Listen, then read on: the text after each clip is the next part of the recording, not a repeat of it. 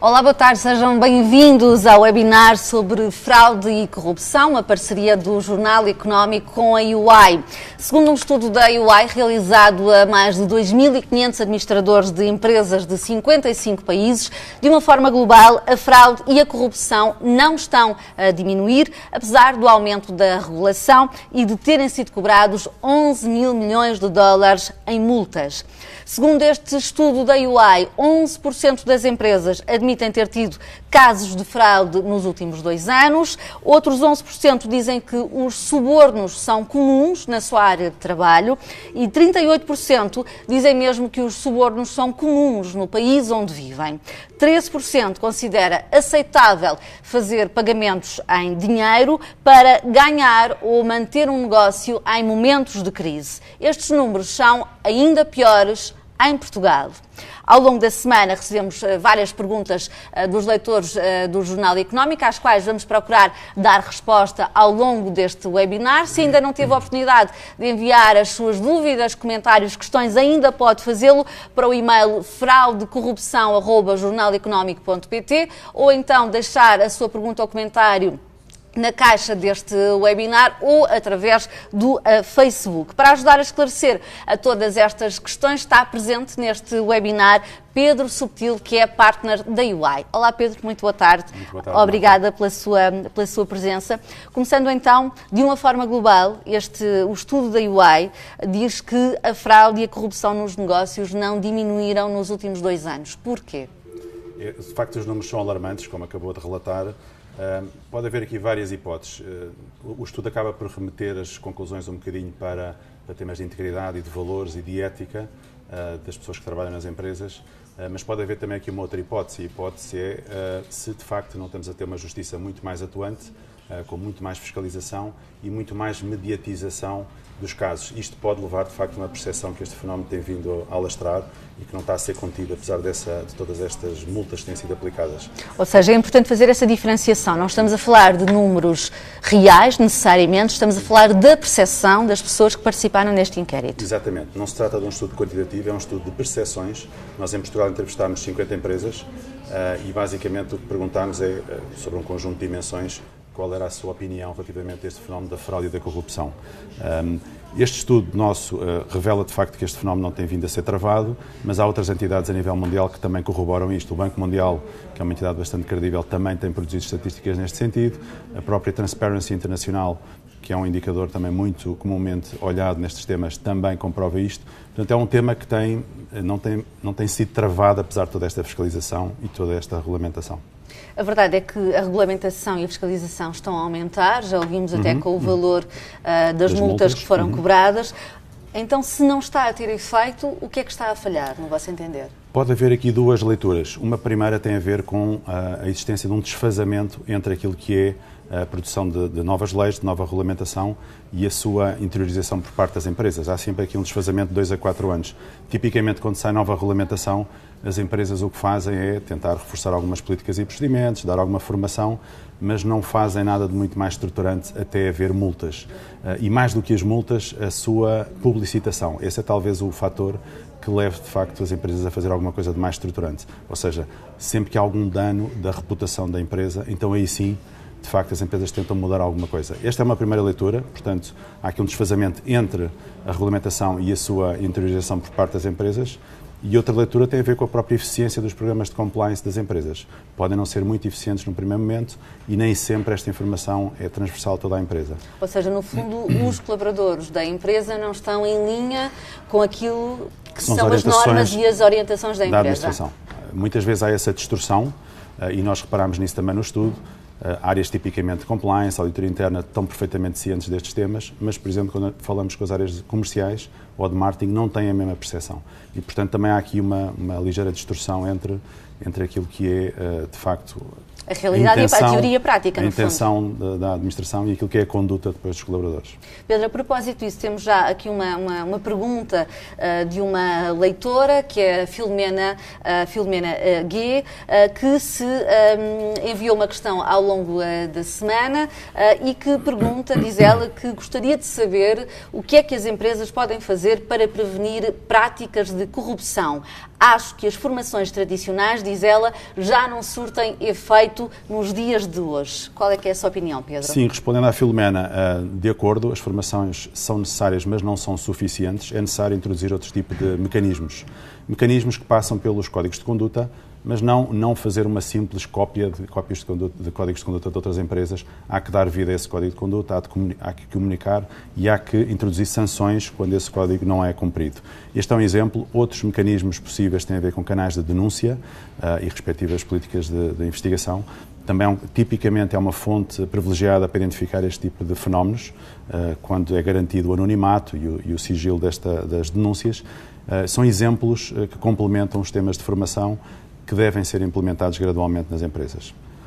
Mas nesse sentido, quando diz, por exemplo, que devem existir sanções e também ser aplicadas. E ser aplicadas. Tem de haver aqui uma questão de coerência também, porque muitas das vezes os colaboradores sabem que até existe um, entre aspas, castigo, mas como nunca ninguém for castigado, pode ser que no meu caso também passe. É verdade. É um bocadinho essa sensação de impunidade. E nós despertámos isso também numa das perguntas do nosso estudo. 78% acham que de facto que há penalizações, mas depois quando lhes foi perguntado se de facto presenciaram essas penalizações, só 57% é que confirmaram. Portanto, há aqui um desfazamento também entre aquilo que acham que a empresa vai fazer e depois aquilo que acontece de facto na realidade em termos de sanções. Mas Pedro, extrapolando aqui um pouco, não lhe parece que há aqui uma questão que também pode ter a ver com a base, a educação, porque no fundo estamos a falar de princípios de ética. Sem dúvida. Como é que isto se ensina, por assim dizer, a pessoas adultas que já estão no mercado de trabalho? Sim, isto de facto, o estudo aponta de uma forma preocupante para temas que têm a ver precisamente com a ética, com a integridade. E, portanto, este tema não devemos transferir esta responsabilidade só para as empresas. Começa em casa, na educação, no ensino também é importante passar este tipo de matérias. O Conselho de Prevenção à Corrupção em Portugal tem tido muito mérito em encetar um conjunto de ações educativas, mas é preciso fazer mais. E há aqui uma responsabilidade, de facto, das empresas em também passar esta mensagem, dar o exemplo a partir de cima, o tone of the top, típico como se costuma designar.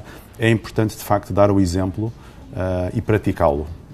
Vocês têm até uma frase muito interessante no vosso estudo, que está em inglês e que eu fiz aqui uma tradução adaptada: fazer o que é correto porque é correto e não porque o Código de Conduta impõe. Exatamente, e porque eventualmente há alguma sanção. Exatamente, é esse o ponto. É preciso as pessoas interiorizarem este tipo de valores e não estarem simplesmente a ter um comportamento só para evitar algum tipo de penalização. Pedro, temos aqui mais uma questão de uma leitora, Catarina T, que refere, infelizmente, habituamos-nos a ver Portugal na cauda da Europa e muitas vezes a sermos os primeiros a dizer mal do próprio país. Mesmo sem ver os números, parece-me óbvio que os índices de corrupção em países africanos, por exemplo, devem ser muito mais elevados do que em Portugal. Podem confirmar? Confirmamos. De facto, não só o nosso estudo, mas outros estudos reconhecidos internacionalmente apontam para isso.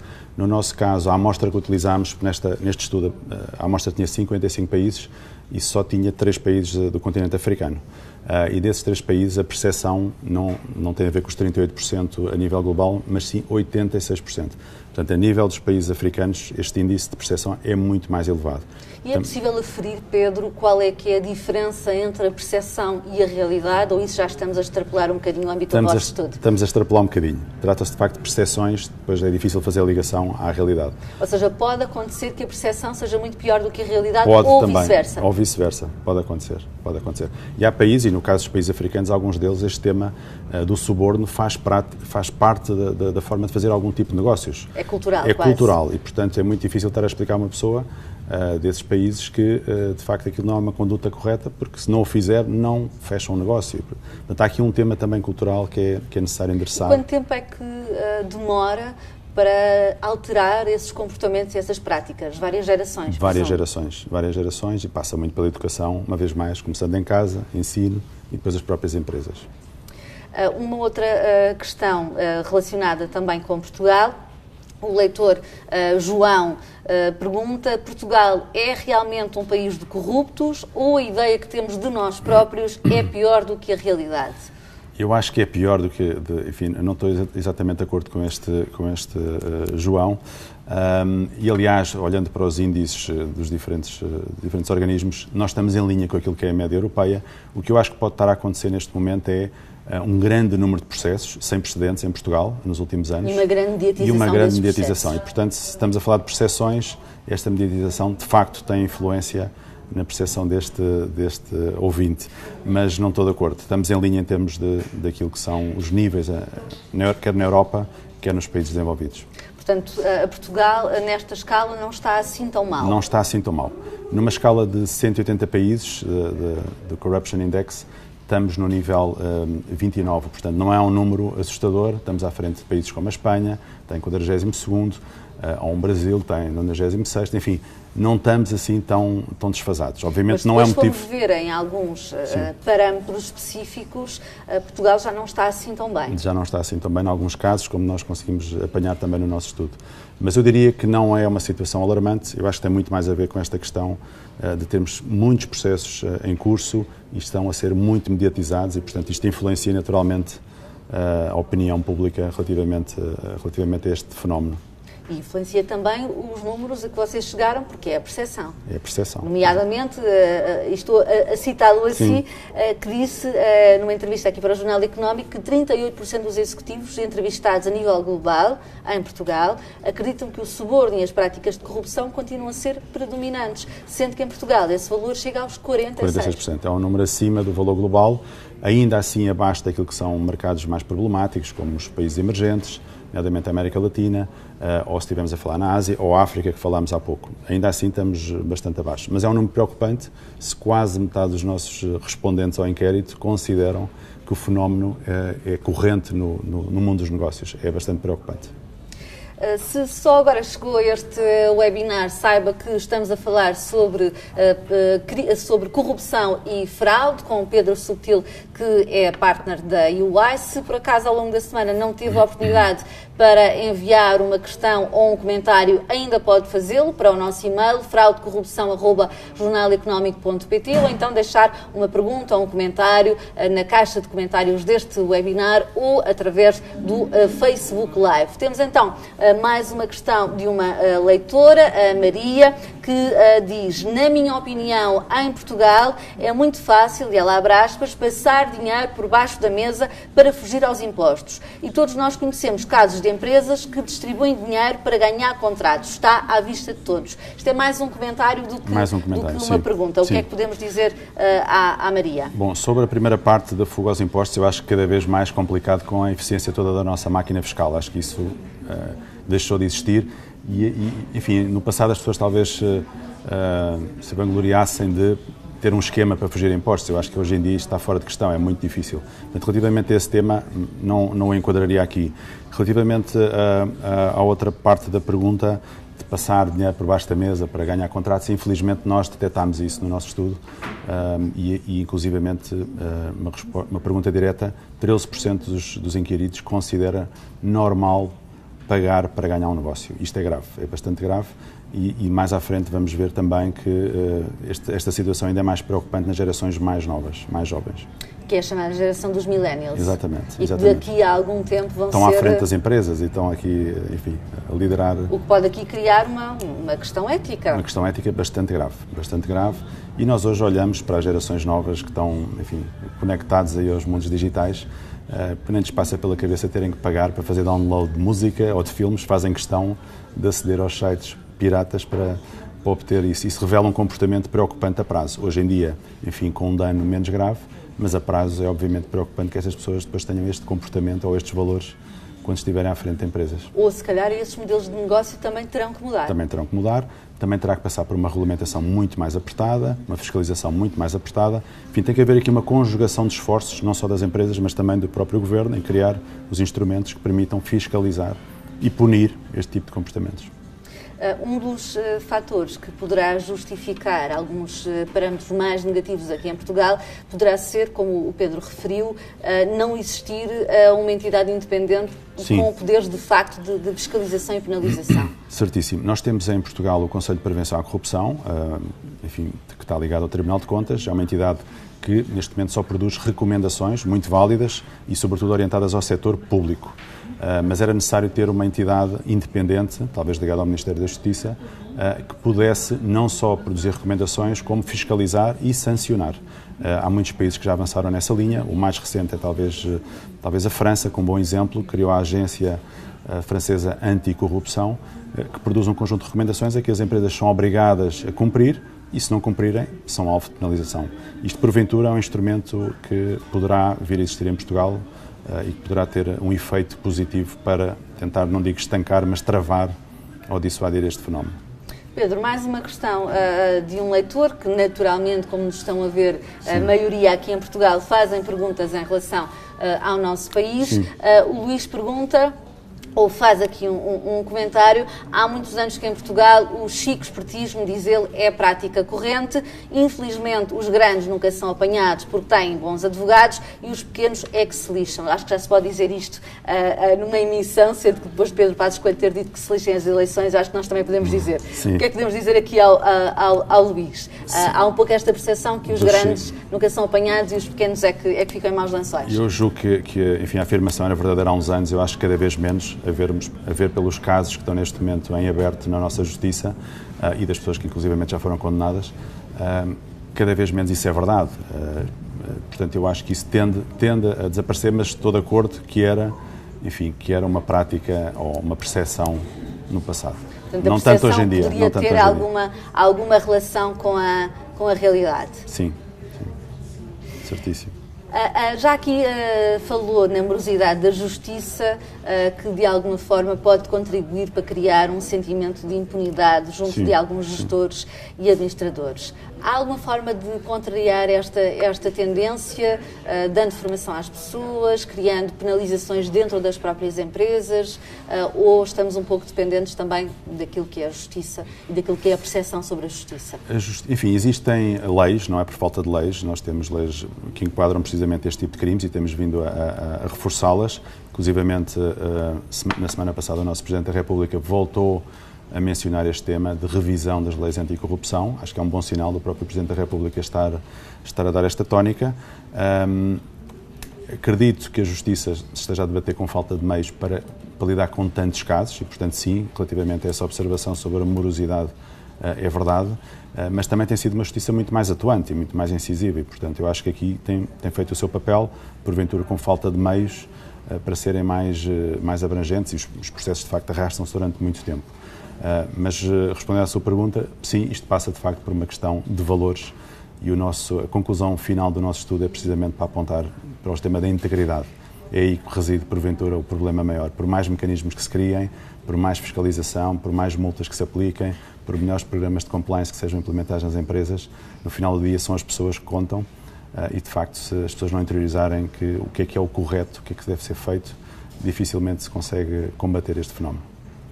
Mais uma questão de um leitor que assina como Manuel P.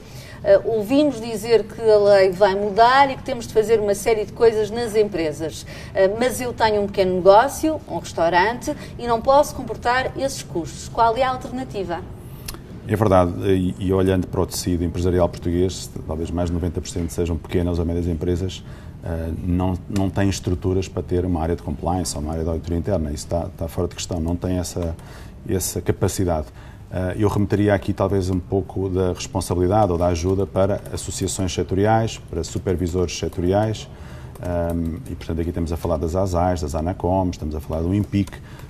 Esse tipo de entidades tem que ter um papel necessariamente mais atuante para ajudar estas pequenas e médias empresas, porque as grandes têm a obrigação de ter estes programas implementados. Porque, no fundo, como é que estas pequenas e médias empresas têm capacidade para fazer este investimento? No fundo, é disso que se trata. Não tem. E, portanto, tem que se correr-se, de facto, do apoio das associações setoriais e ou do supervisor. E muitas vezes estamos a falar também de empresários que têm um café de bairro, um restaurante e que nem sequer têm consciência de para onde é que devem começar. Não tem. Aí passa muito pelo exemplo que dão aos seus colaboradores, ainda que sejam pequenas empresas, passa muito pelo exemplo que dão, aquilo que é um comportamento correto e aquilo que deve ser uma boa conduta, não há outra forma. Agora, se esses próprios empresários tiverem comportamentos menos éticos, naturalmente quem está nessa estrutura poderá seguir ou poderá ser influenciada por esses comportamentos. A UA já realiza este estudo há algum tempo, este já é o 15º. Como é que têm evoluído os índices de uma maneira geral? Infelizmente, não de uma forma muito positiva. E nós temos alternado este estudo entre um estudo global e estudo regional, que abrange basicamente a Europa, no nosso caso, África e Médio Oriente. E quer nas duas perspectivas, quer global, quer regional, os indicadores não têm vindo a melhorar, a maior parte deles. E exemplo disso, de facto, é aquele bastante alarmante de cerca de 38% das pessoas entrevistadas considerarem que este fenómeno ocorre de uma forma abrangente na sua atividade. Isso é talvez o mais preocupante. Portanto, há aqui já uma tendência já bastante longa, em que não há alterações nos índices de percepção de fraude e corrupção. Tem vindo a aumentar. Qualquer coisa que já está a correr mal há algum tempo. Já está a correr mal. A questão que eu lanço é se este fenómeno não existiu sempre. O fenómeno da corrupção sempre existiu. Claro. O que temos agora é muito maior escrutínio, muito mais penalizações e, portanto, passa por aí também este aumentar da percepção. Pedro, recebemos agora mais uma questão de um outro leitor que nos enviou um e-mail. O leitor também se chama Pedro e pergunta qual o verdadeiro papel dos organismos nacionais como o Observatório de Compliance criados para combater práticas fraudulentas. Tem poder judicial ou atua apenas no reforço da aplicação das leis? Aplica apenas no reforço da aplicação das leis, na sua divulgação, na sua sensibilização, organizam fóruns para discussão, tem havido vários recentemente, vai haver um esta semana precisamente sobre este assunto e, portanto, tem um papel muito válido na divulgação deste tipo de mensagens. Mas e, é portanto, só isso? É só isso, só tem, digamos, esse papel, não tem um papel sancionatório ou de fiscalização, não tem. Nem o próprio Conselho de Prevenção à Corrupção tem. Curiosamente ou não, segundo o vosso estudo, o uso cada vez maior de tecnologia por parte das empresas torna-as mais expostas à fraude e à corrupção e a outros riscos. Em que medida? Enfim, as empresas estando muito mais conectadas, ficam naturalmente mais vulneráveis a eventuais ataques, os chamados ciberataques. E, portanto, aí sim, a digitalização do mundo dos negócios poderá ser uma fonte de maior risco para as empresas. Aliás, no nosso estudo isso é comprovado. Quando perguntámos a estas pessoas quais eram os principais riscos, os ciberataques aparecem em terceiro lugar e o quarto risco é precisamente o risco de fraude e corrupção. Portanto, está bem presente nas agendas de quem foi entrevistado que os temas de ciberataques estão no topo da agenda. E esse risco é tanto maior quanto maior for também a empresa? Ou seja, quanto também, mais global for a empresa, maior é o risco? Claro, sim. Mais conectada, mais interação com mais clientes e, portanto, enfim, este tipo de crimes não escolhe nacionalidade e nós não sabemos onde é que estão. Os ataques podem vir de qualquer país e, portanto, de facto, esta digitalização traz muitas vantagens, mas ao mesmo tempo traz também um conjunto muito alargado de novos riscos. E o risco maior vem de fora ou pode vir dentro da empresa? Eu diria que vem de fora. Naturalmente que há risco interno, fraudes internas sempre ocorreram, mas não se comparam com este tipo de ameaças que podem vir do exterior. Portanto, eu diria que muito mais risco de fora. E, segundo o vosso estudo, 11% das empresas admitem ter tido casos de fraude nos últimos 2 anos. Sim. Olhando assim, 11% até nem parece uma porcentagem muito grande, mas estamos a falar de casos graves. Casos graves e que têm conhecimento que de facto ocorreram na sua empresa, 11%. Fora os que não sabem. Fora os que não sabem, porque obviamente há muita fraude que não é detectada. Por isso eu dizia no início que é fundamental ter um conjunto de mecanismos que permitam denunciar a fraude, que são os típicos canais de denúncia. Poucas empresas ainda têm esses canais de denúncia. E denunciar de uma forma anónima. Fundamental, senão as pessoas coíbem-se de o fazer. E é possível aferir quais os tipos de empresas que estão mais expostos a casos de fraude e de corrupção? Empresas ou de negócios? Estudos internacionais apontam à cabeça para o setor financeiro, depois setor público, depois indústria, depois aparece a saúde, aparece o retalho, portanto, por esta ordem. setor financeiro, setor público e governo e depois indústria. São os setores mais sensíveis em termos deste tipo de crimes. Também 11% dos inquiridos, como dissemos inicialmente, dizem que os subornos são comuns na área de negócio para ganharem concursos ou contratos. Há áreas também aqui que se distinguem pela negativa? Sim. Há tipicamente as áreas de compras, e aí sim diretamente a... Consumo e retalho? São áreas que são mais sensíveis a este tema. E depois, dentro das empresas, tipicamente as áreas financeiras, tesouraria, são áreas mais sensíveis também a que haja este tipo de crimes. Em relação também aos subornos e às práticas de corrupção, o valor aumenta ainda mais quando é em relação ao país, não só à área de negócio, mas em relação ao país. 38% admite que é muito comum no país onde vive. A nível global, sim. Quais é que são os países que se destacam pela negativa? Pela negativa, no nosso estudo, aparece o Brasil, depois aparece a Colômbia, enfim, são vários países da América Latina que aparecem no topo dessa lista, mas olhando para outros índices, já falámos há pouco, África, Ásia, América Latina, que estava a referir há pouco, são os países que se destacam pela negativa. Nos emergentes, de maneira geral, é pior. Sim. A nível, no nosso estudo, nos países desenvolvidos, cifrou-se em 20% esta percepção, que ocorrem, de facto, este tipo de crimes. Nos emergentes, é mais do dobro, em 52%. Portanto, é um número bastante alarmante. Também já referiu, mas gostava de abordar um pouco de forma mais desenvolvida esta questão, que é o facto de existir entre os jovens, abaixo de 35 anos, uma maior aceitação para as práticas de corrupção para obter resultados. Como é que se justifica, no seu entender, esta maior aceitação? É porque estamos a competir à escala global, porque o tempo também é diferente de há 20 ou 30 anos? Há uma maior pressão? Eu acho que há uma maior pressão, maior competição, maior individualismo, maior descompromisso com os interesses comuns e, portanto, privilegiam, de facto, o individualismo, mas é muito alarmante que 1 em cada 5 jovens considere normal ter que pagar para ganhar um negócio ou para atingir um objetivo, e isto ainda é mais grave em momentos de crise. Portanto, isto foi algo que nós despistamos também no nosso estudo e que é bastante, eu diria, preocupante. O vosso estudo já foi realizado no pós-crise financeira? Já. Este estudo foi realizado, as perguntas ocorreram entre outubro do ano passado e fevereiro, portanto é um estudo relativamente recente. Muito recente. Recuperação económica. Sim.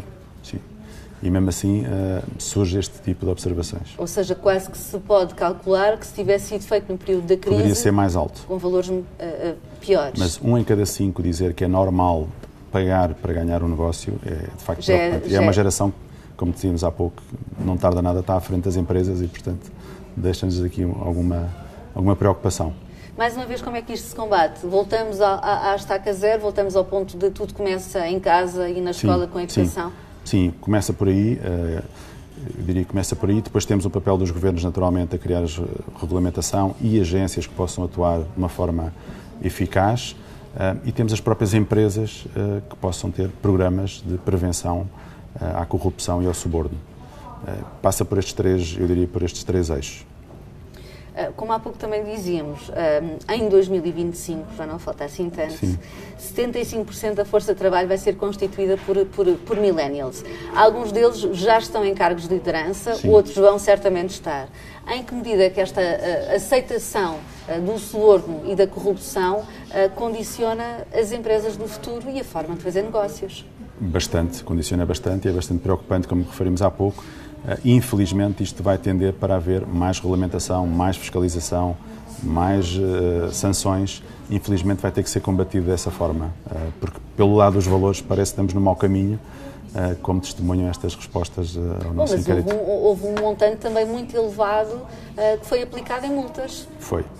O que nós vimos é que há um desfazamento entre a regulamentação ser introduzida e os seus efeitos práticos. Esse desfazamento anda à volta de 2 a 4 anos.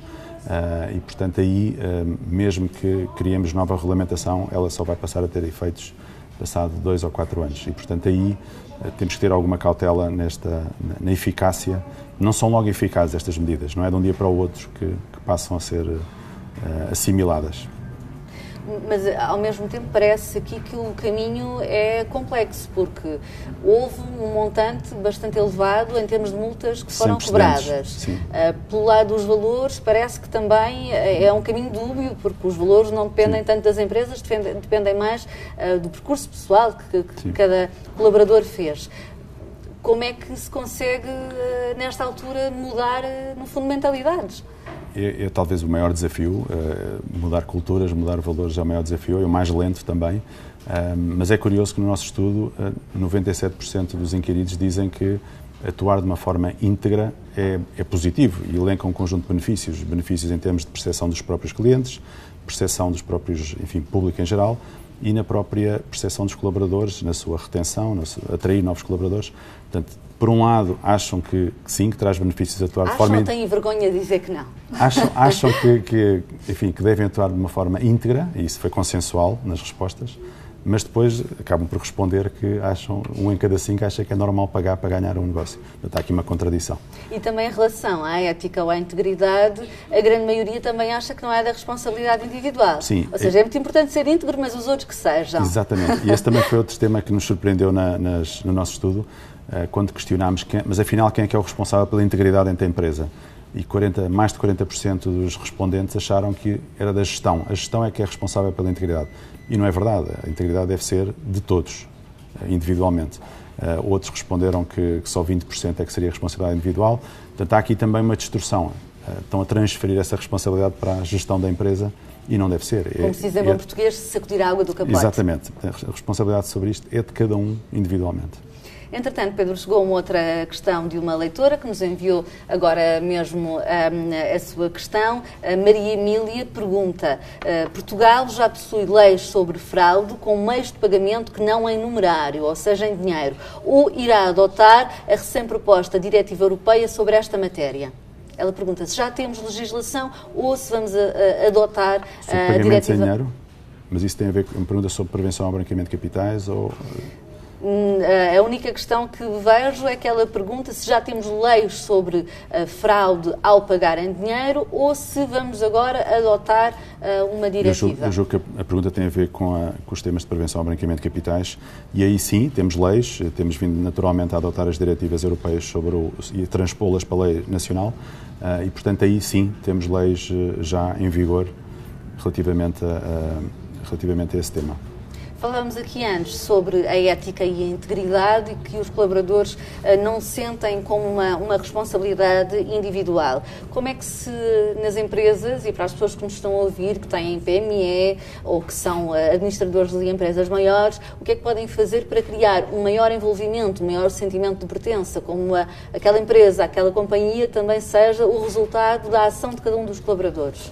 Uma vez mais pelo exemplo de quem está à frente da empresa. Pode ser um empresário individual, pode ser uma microempresa, uma mini empresa, mas tem que dar esse exemplo. Eu acho que passa por aí. Não há outra forma, porque não tem estruturas, não tem capacidade para estar com outro tipo de mecanismos no terreno. Portanto, tem que ser pelo exemplo de uma boa conduta. E há estudos que apontam, de facto, que empresas que atuam de uma forma ética têm uma melhor performance económica. E, portanto, isso é evidente. Colaboradores felizes trabalham melhor. Trabalham melhor, exatamente. De uma forma geral, pelos números que aferiram, ficaram com a percepção que há um sentimento de impunidade generalizado dentro das empresas? Sim, nós já falámos disso há pouco.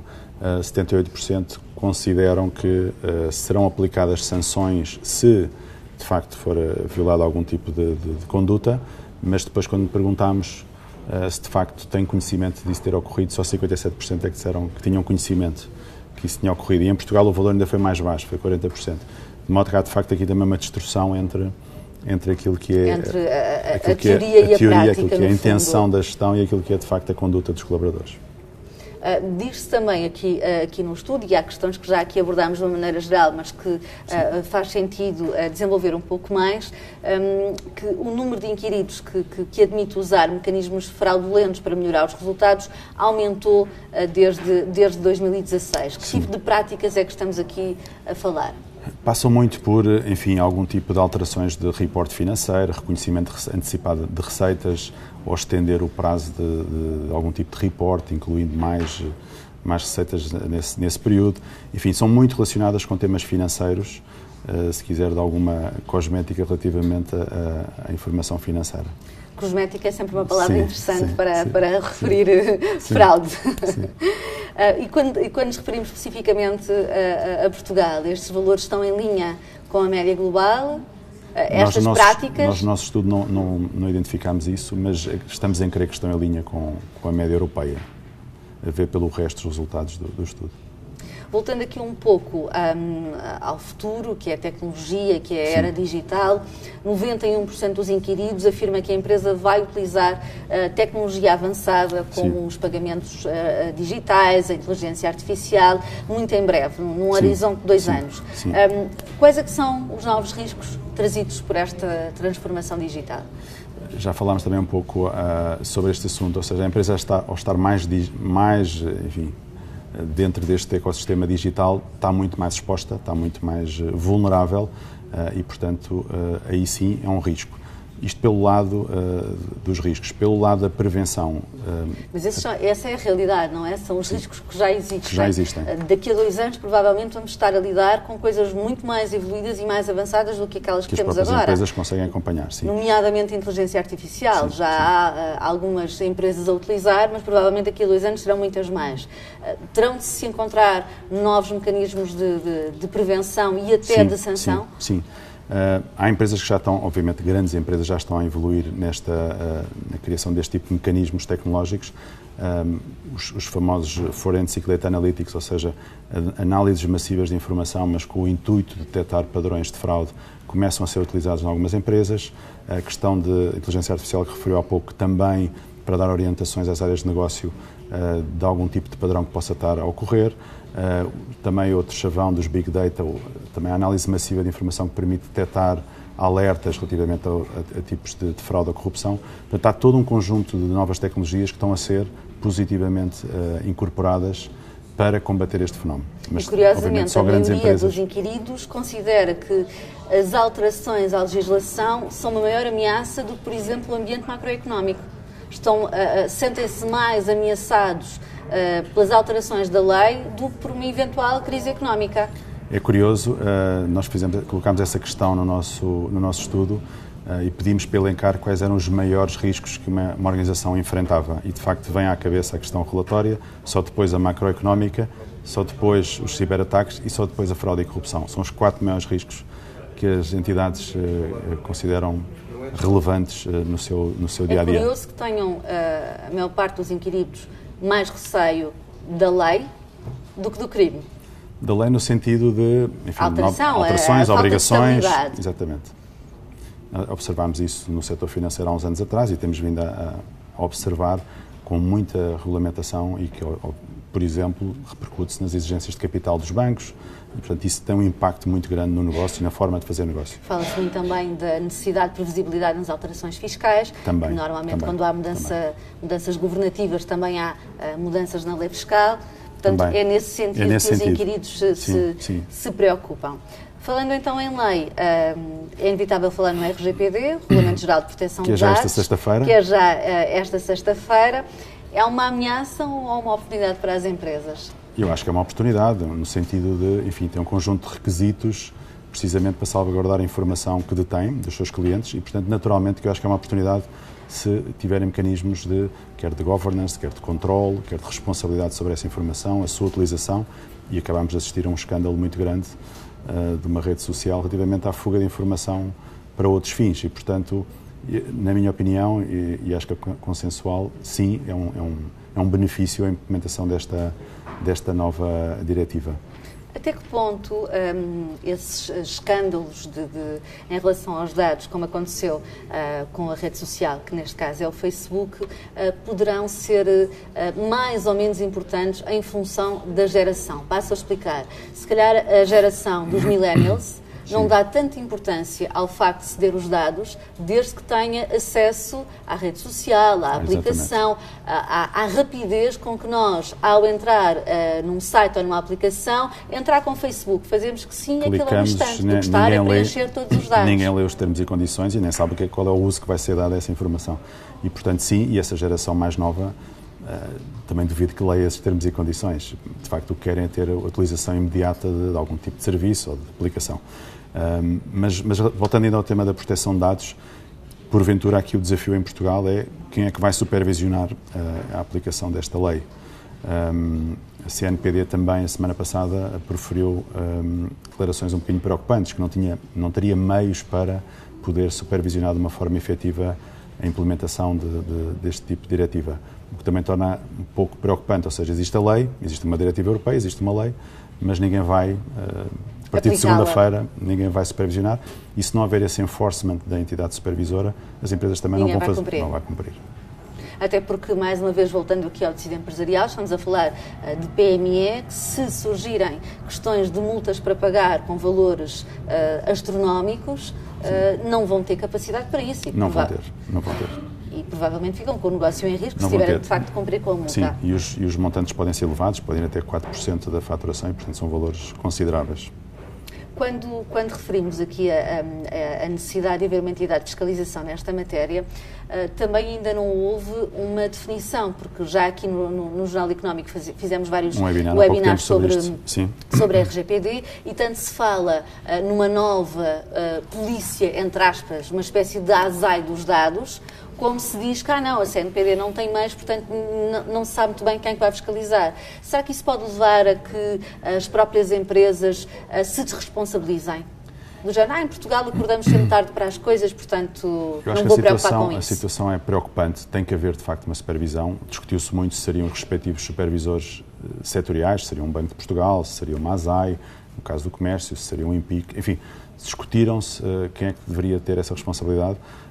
Mas parece que tudo aponta que é para a CNPD e, de facto, deixem aberto, se não há essa capacidade de supervisão, de fiscalização, também não haverá depois a multa e, portanto, sem isso, as empresas que não fizeram nada até agora também não vão fazer nada e, portanto, é preocupante. Eu acho que isto tem que ser resolvido, é um tema crítico, pelo esforço todo que até que outras empresas fizeram para acompanhar esta diretiva e que podem ter aqui uma desvantagem competitiva em relação às que não fizeram nada. Não? Uma outra questão que também tem acontecido, já falei com várias pessoas sobre esta matéria, é a relação entre a nova lei do RGPD e as estratégias de marketing. Ou seja, as pessoas serem abordadas na perspectiva de, olha, agora por causa da nova lei eu preciso dos seus dados todos, por favor, dê-me os seus dados. E se a pessoa, o consumidor, não estiver devidamente informado sobre a lei, acha que tem a obrigação de dar os dados. E aquela empresa, se calhar, ainda não tinha e passa a ter. Tem de consentir, não é? A diferença é que tem de consentir a dar esses dados. E, portanto, as empresas não podem continuar a utilizar a informação de clientes para fins de marketing, comerciais, etc., sem o consentimento. E é isso que todos nós estamos a receber e-mails diariamente sobre empresas. Sim, sem dúvida, mas há empresas também que se estão, de alguma forma, a aproveitar disso, a utilizar estratégias de marketing justamente para ter dados que antes não tinha. Há alguma forma de combater isso ou é mesmo só com informação? Eu acho que só com informação. Acho que é um tema relativamente novo. Do lado das empresas, obviamente que isto já estão a trabalhar nestes temas há algum tempo, mas para o público em geral é novo este tema. Portanto, tem que haver aqui alguma campanha de sensibilização. E uma campanha quase didática, porque é um tema que não é de fácil percepção para as pessoas. Nós somos os primeiros a dar ao desbarato os nossos dados e, portanto, depois estamos a sofrer agora com este tipo de facilitismo, de não estarmos muito preocupados com o passar os nossos dados, mas nós somos os principais culpados ao permitir isso, não é? Pedro, praticamente para terminar a nossa conversa, olhando agora um pouco para o futuro, o que é que lhe parece que será necessário mudar na regulação, no compliance, para acompanhar a evolução dos modelos de negócio? Quando estamos a falar aqui de Big Data, inteligência artificial, análise de dados, o que é que tem de mudar? Eu diria que o compliance hoje em dia, enfim, a simples existência de uma área de compliance é nova. Enfim, alguns setores já existem há muitos anos, no caso do setor financeiro, mas há outros setores onde as empresas estão a dar os primeiros passos a criar este tipo de áreas intermédias que tentam procurar a conformidade da empresa relativamente a um conjunto de regulamentação desse setor ou global. E, portanto, há um primeiro passo que é, de facto, um primeiro estágio que é ter essas áreas de conformidade, de compliance, mas hoje em dia ainda estão muito conotadas com o tal são um bocadinho reativas. É só perceber se a empresa está ou não conforme com a regulamentação, mas não dão muito apoio às áreas de negócio. Eu acho que a evolução da compliance passa por aí, passa por ser muito mais interventiva e ajudar, de facto, as áreas de negócio. E não estar simplesmente numa verificação se existe este procedimento, se não existe, se isto foi cumprido, se não foi. Isso é um papel já um pouco desatualizado daquilo que deverá ser a função da compliance. A compliance tem que ser mais proativa e precisamente com a utilização de algumas das tecnologias que já falámos. Pedro, muito obrigada por todos os esclarecimentos. Chegamos então ao final deste webinar. Se não tive a oportunidade de ver na íntegra ou se quiser rever, poderá vê-lo daqui a pouco tempo no site do Jornal Económico, no separador J-Editor. Se quiser também saber mais sobre este tema, pode ler o suplemento que saiu com a edição de sexta-feira do Jornal Económico, que já está nas bancas desde sexta-feira e poderá ler várias análises e também opinião sobre o tema da fraude e da corrupção. Nós, pela nossa parte, despedimos, mas voltamos certamente em breve com mais temas, mais perguntas e, sobretudo, mais respostas. Até breve. Muito obrigado.